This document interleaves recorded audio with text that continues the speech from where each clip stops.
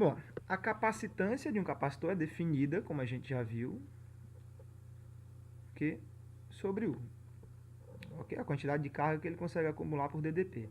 Mas é possível mostrar que a capacitância de cada capacitor, um capacitor de placa paralela, um capacitor cilíndrico, um capacitor esférico, só depende do dielétrico, aqui no meio, como a gente vai ver mais para frente, e da geometria do capacitor.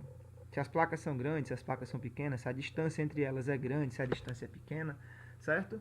E a gente vai mostrar isso para o capacitor plano. Como que a gente vai mostrar isso?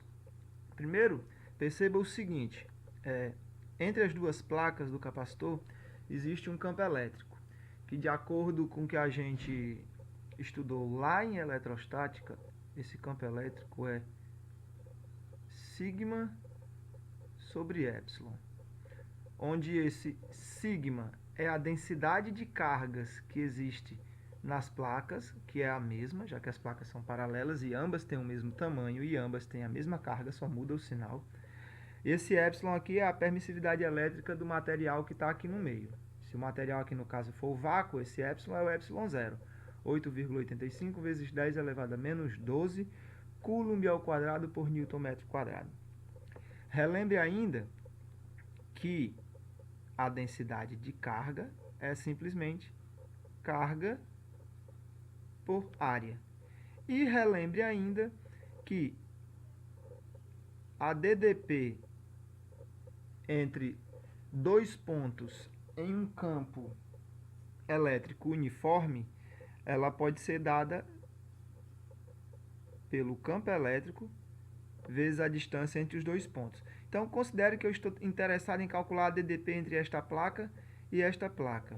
Como o campo elétrico entre elas é constante, essa DDP pode ser dada simplesmente pelo módulo do campo vezes a distância. Se eu usar essas relações aqui na definição de capacitância, eu vou ter capacitância é igual a carga dividido por DDP.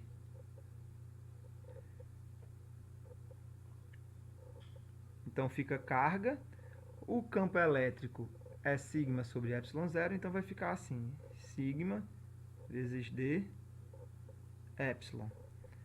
O sigma, nós já conversamos aqui, é carga sobre área, então isso vai ficar carga, epsilon, área, carga, vezes distância. Cancela a carga, então você tem que ir para um capacitor plano de placas paralelas. A capacitância pode ser dada por epsilon A sobre D. O que isso significa? Que a capacitância depende, como eu havia dito, do material que tem entre as placas e da geometria das placas. Quanto maior forem as placas, maior a capacitância, ou seja, maior a capacidade de acumular cargas. Quanto menor for a distância, maior a capacidade de acumular cargas.